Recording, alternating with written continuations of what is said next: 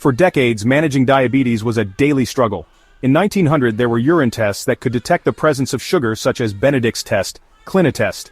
In the 1960s, urine sugar could be checked by a dipstick, in which a color would mean a certain sugar range. Doctors relied on unreliable tests. Also, these tests gave a snapshot in time, and did not mean much to the dynamic changes that occur with food, exercise, and circadian rhythm. Patients often had to follow strict diets, and unfortunate hypoglycemia was not uncommon. Portable blood glucose meters arrived between the 1980s and early 2000s. These devices revolutionized diabetes care, allowing patients to self-monitor for the first time, but they required painful finger pricks. But better than going to the lab to give a sample for blood test, patients did not have to wait hours to a day for results. Despite these limitations, the ability to measure blood glucose at home marked a turning point. There were other devices which would add up the data over many days and give predictions. In the 1980s, blood glucose meters became commercially available. For the first time, people with diabetes could easily test their blood sugar at home. These early meters were not without their flaws. However, they represented a significant leap forward. They marked the beginning of a new era in diabetes management. Continuous glucose monitors, or CGMs, have revolutionized diabetes management.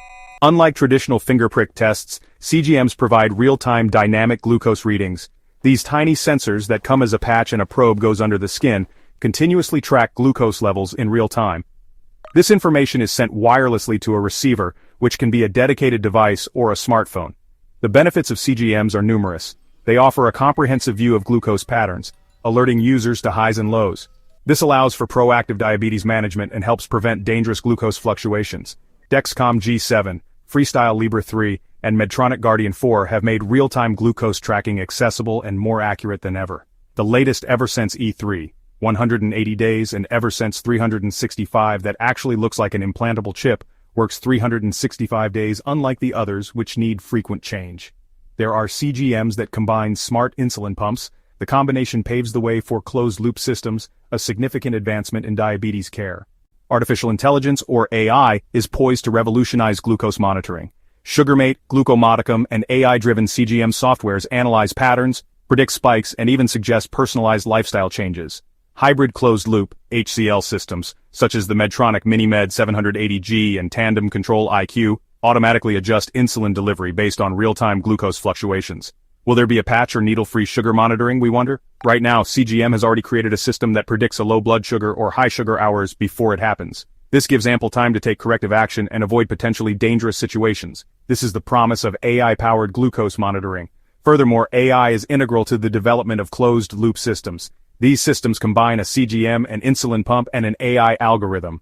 The algorithm analyzes glucose data and automatically adjusts and delivers the insulin. This creates a self-regulating system that closely mimics the function of a healthy pancreas.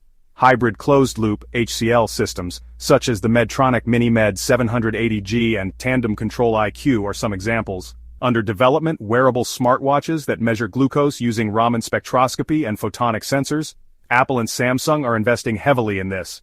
Implantable biosensors like the Know Labs Bio RFID sensor, which uses radio frequency waves to detect glucose non-invasively. Graphene-based electrochemical sensors currently under development, offering ultra-sensitive glucose detection through sweat and skin contact alone. Saliva and tear-based glucose monitoring, such as Google's Smart Contact Lens project, which, while currently paused, remains an area of active research for non-invasive glucose sensing.